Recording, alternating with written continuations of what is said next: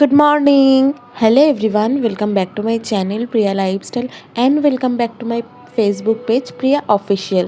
আচ্ছা জানি অনেকটাই লেট হয়ে গেছে ভিডিওটা আপলোড করতে, বাট ঠিক আছে। তো আগের দুটো ভিডিও যারা দেখেছো সেটা তো তারা জানোই যে আমরা কোথায় ঘুরতে এসেছিলাম। তো আজকে এটা আমাদের লাস্ট ডে, আর লাস্ট ডেতে আমরা কি কি করি সেটাই তোমাদের সাথে শেয়ার করছি। চলো দেখতে থাকো ভিডিওটা। লাস্ট দিন কিন্তু ওয়েদারটা ভীষণই ভালো ছিল।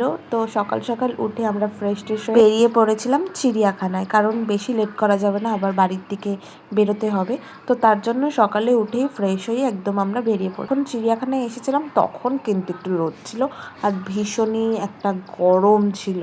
তো চিড়িয়াখানায় আমরা কি কি দেখলাম সেটা তোমাদের আস্তে আস্তে দেখাচ্ছি, তো চলো।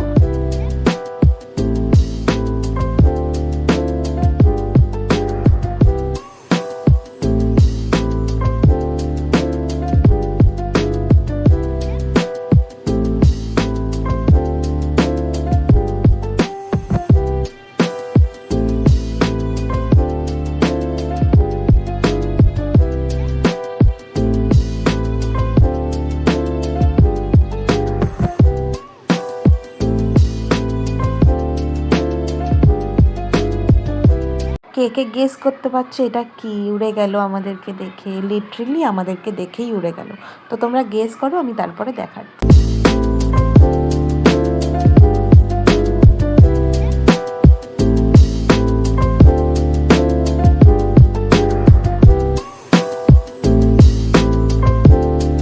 চলো তাহলে তোমাদেরকে দেখিয়ে দিই ওটা কী ছিল।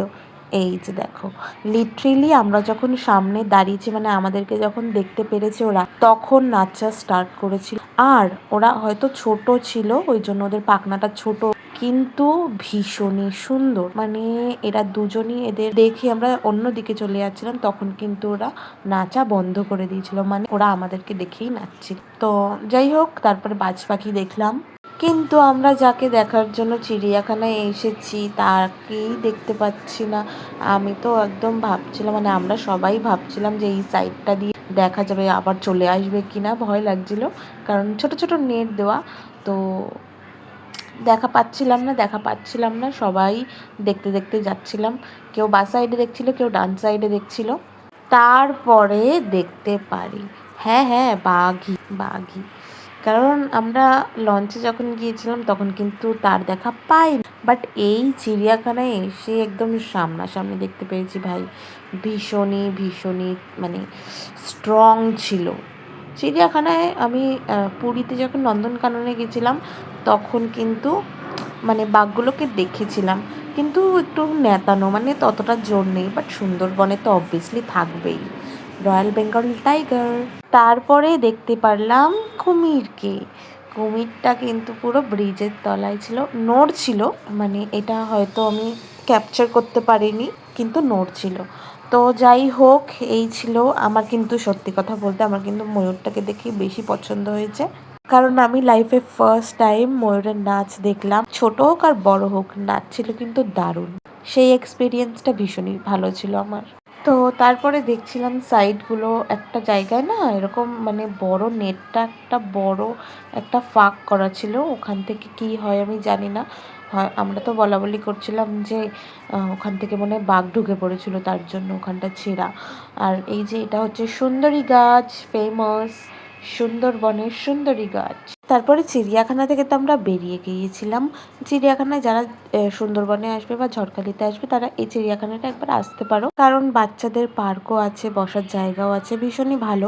বড়দের টিকিট হচ্ছে 30 টাকা, আর ছোটদের হচ্ছে মানে 5 বছরের নিচে হচ্ছে 10 টাকা। তারপর চিড়িয়াখানা থেকে বেরিয়ে গিয়েছিলাম ফেরিঘাটের ওই এই এই সাইডে একটা জায়গা ছিল এরকম দেখতে, ভীষণই ভালো।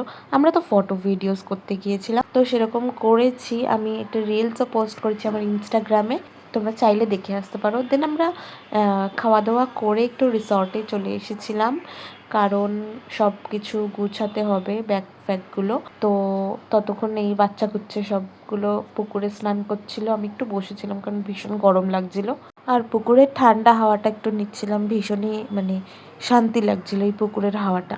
আমার রিলসগুলো দেখতে হলে কিন্তু আমার ইনস্টাগ্রামে যেতে হবে। আমার ইনস্টাগ্রামের নাম হচ্ছে উইথ প্রিয়া 2003। তারপরে আমি একটু, ওরা যতক্ষণ স্নান করছিল একটু হাঁটাহাঁটি করছিলাম, তারপরে ওরা দোলনা চড়ছিল, তো আমিও ওদেরকে একটু জয়েন করলাম। ছোট হোক আর বড় হোক, দোলনা চড়তে সবারই ভালো লাগে, সেটা আমি জানি। তারপরে ব্যাকপ্যাক করতে এতটাই ব্যস্ত হয়ে গেছিলাম যে আর ভিডিওর কথা মাথায় নেই, তো তারপরে এই বাড়ি চলে আসলাম। তো ভিডিওটা ভালো লেগে থাকলে অবশ্যই লাইক, কমেন্ট, শেয়ার, সাবস্ক্রাইব করে দেবে আমার চ্যানেলটাকে, আর ফেসবুকে আমাকে ফলো করে দেবে। তো কথা হচ্ছে আবার নেক্সট কোনো ভিডিওতে। বাই।